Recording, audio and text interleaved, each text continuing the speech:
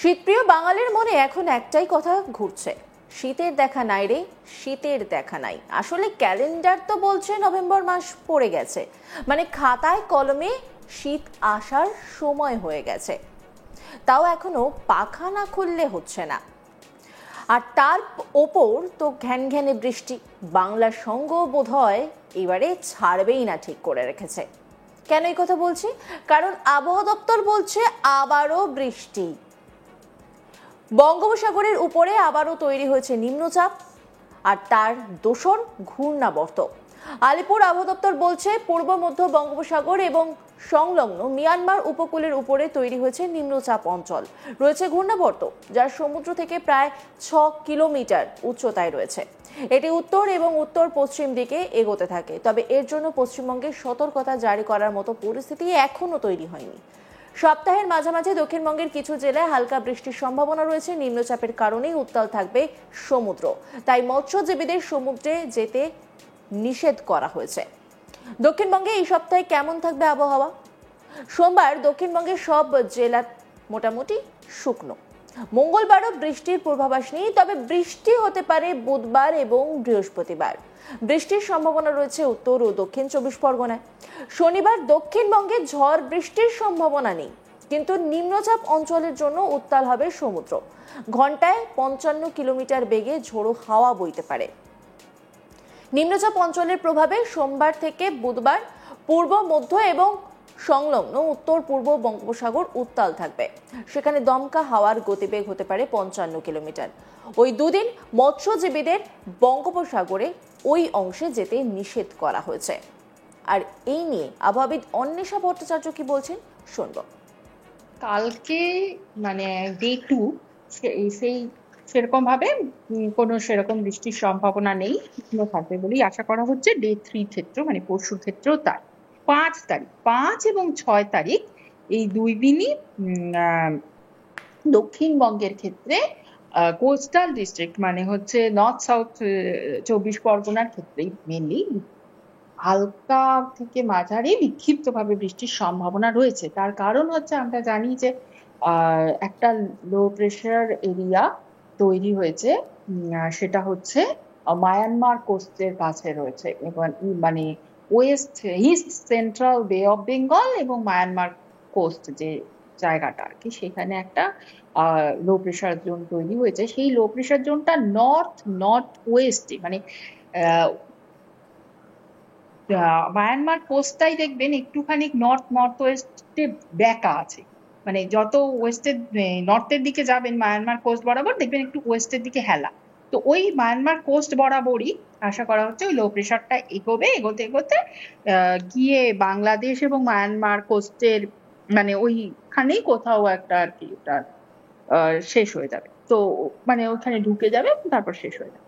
তো ওইটা আপাতত 5.8 কিলোমিটার অব্দি রয়েছে ভূপৃষ্ঠ থেকে। তো ওটার প্রভাবে এই যে আমি বলছি যে নর্থ সাউথ 24 পরগনাতে একটা বিক্ষিপ্ত বৃষ্টিপাতের সম্ভাবনা রয়েছে 5 এবং 6 তারিখে, সেটা সেই কারণ। এবং তারপর আবার দক্ষিণবঙ্গ ড্রাই হয়ে যাবে। এবার একটু উত্তরবঙ্গের দিকে নজর রাখি। উত্তরবঙ্গের ক্ষেত্রে আবহাওয়ার বদল হচ্ছে। দার্জিলিং ও কালিম্পংয়ে হালকা বৃষ্টি হলেও বাকি জায়গায় আবহাওয়া থাকবে মোটের উপর শুষ্ক। শনিবার পর্যন্ত উত্তরে বৃষ্টির সম্ভাবনা নেই। আবহাওয়াবিদ অন্বেষা ভট্টাচার্য কি বলছেন শুনবো। দার্জিলিং এবং কালিম্পংয়ে তীব্রভাবে বৃষ্টির সম্ভাবনা এবং তারপর উত্তরবঙ্গ পুরোপুরিভাবে ড্রাই হয়ে যাবে। আর তাপমাত্রা মিনিমাম তাপমাত্রাটাও কালকের তুলনায় আজকে দেখা যাচ্ছে দক্ষিণবঙ্গে মোটামুটি সব জায়গাতেই দেখবেন 2 থেকে 3 ডিগ্রি করে ফল করেছে। 3 ডিগ্রি ম্যাক্সিমাম, কোথাও 2 ডিগ্রি কোথাও 3 ডিগ্রি। তো এইটা মোটামুটি ভাবে আশা করা হচ্ছে আগামী 5 দিন এইরকম ফল করার পরে যেটা দাঁড়িয়েছে মোটামুটি এরকমই থাকবে। এবার একটু কলকাতার দিকে নজর দিই। কলকাতায় বৃষ্টির কোনো পূর্বাভাস নেই। আবহাওয়া থাকবে শুষ্ক, দিনের বেলা একটু গরম, মোটের ওপর মনোরম থাকবে আবহাওয়া। তবে আবহাওয়া দপ্তর বলছে ধীরে ধীরে তাপমাত্রা কমতে শুরু করবে, শীত এক্সপ্রেস বঙ্গে ঢুকে যাবে। কি বলছেন আবহাওয়াবিদ শুনুন। এরকম ভাবেই তো প্রত্যেক সপ্তাহে একটু একটু করে কমতে থাকবে, একদিনেই তো কমে না। যেমন ধীরে ধীরে বাড়ে টেম্পারেচার, তেমনি ধীরে ধীরে কমে, এবং তার মধ্যেও একটা দেখবেন যে একটা ওয়েভ প্যাটার্ন থাকে। মানে সবসময় দেখবেন যে টেম্পারেচারটা যখন কমছে বা বাড়ছে, তখনও দেখবেন একটা ওয়েভ প্যাটার্ন তার মধ্যে ফলো করতে করতে পারছে। কখনো কোনো সপ্তাহে 5 দিন কমলো, তারপর হয়তো আবার 2 দিন বাড়লো, আবার 3 দিন বাড়লো, কি তারপর আবার 2 দিন কমলো। এই যে একটা মানে কমা বাড়া একটা ওয়েভ প্যাটার্নে থাকে। সেটা নামার ক্ষেত্রেও, যখন টেম্পারেচার নামেও, আজকে এই মুহূর্তে আমরা বলছি 5 দিন এই কমাটা ধরে রাখবে, হয়তো এমন হলো এর পরে আবার একটু বাড়লো, পরের মানে ষষ্ঠ সপ্তম দিনে হয়তো আবার, তখনকার যখন প্রেডিকশন দেবো তখন, মানে আমি কথার কথা বলছি, এটা আমি বলছি না যে এখন তো আমরা কোনো প্রেডিকশন দিচ্ছি না, আমরা তো 5 দিনেরই দিই। তো এরকম হয়, একটা ওয়েভ প্যাটার্ন থাকে সবসময়, যে মানে কমে গেল মানে এটা কমেই গেল তা নয়, আবার উঠতে পারে কোনো কারণে। ধরুন কোনো একটা সিস্টেম তৈরি হয়ে ধরুন আবার আসছে, সেক্ষেত্রে মেঘলা আকাশ হয়ে গেল, মেঘলা আকাশ হয়ে গেলে ড্রপ করবে। যেমন ম্যাক্সিমাম টেম্পারেচার ড্রপ করবে, তেমনি মিনিমাম টেম্পারেচার আবার রাইজ করবে। তো এই ব্যাপারটা থাকে। মানে শীত কবে থেকে পড়বে? কারণ ওরকম শীত পড়ার বলতে শীতের কোনো ডেফিনিশন আছে কি?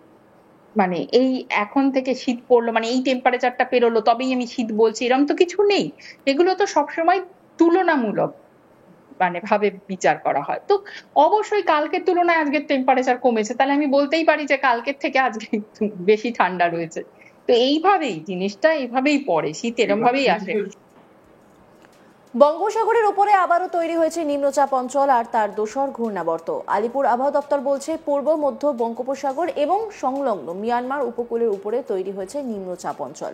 রয়েছে ঘূর্ণাবর্ত, যা সমুদ্র থেকে প্রায় 6 কিলোমিটার উচ্চতায় রয়েছে। এটি উত্তর ও উত্তর পশ্চিম দিকে এগোতে থাকবে, তবে এর জন্য পশ্চিমবঙ্গের সতর্কতা জারি করার মতো এখনই কোনো পরিস্থিতি তৈরি হয়নি। কি বলছেন আবহাওয়াবিদ, শোনো।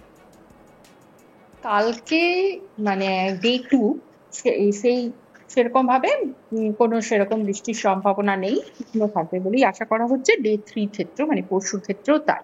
5 এবং 6 তারিখ এই 2 দিনই দক্ষিণবঙ্গের ক্ষেত্রে কোস্টাল ডিস্ট্রিক্ট মানে হচ্ছে নর্থ সাউথ 24 পরগনার ক্ষেত্রেই মেনলি হালকা থেকে মাঝারি বিক্ষিপ্তভাবে বৃষ্টির সম্ভাবনা রয়েছে। তার কারণ হচ্ছে আমরা জানি যে একটা লো প্রেশার এরিয়া তৈরি হয়েছে, সেটা হচ্ছে মায়ানমার কোস্টের কাছে রয়েছে, এবং মানে ইস্ট সেন্ট্রাল বে অফ বেঙ্গল এবং মায়ানমার কোস্ট যে জায়গাটা আর কি, সেখানে একটা লো প্রেশার জোন তৈরি হয়েছে। সেই লো প্রেশার জোনটা নর্থ ওয়েস্টে মানে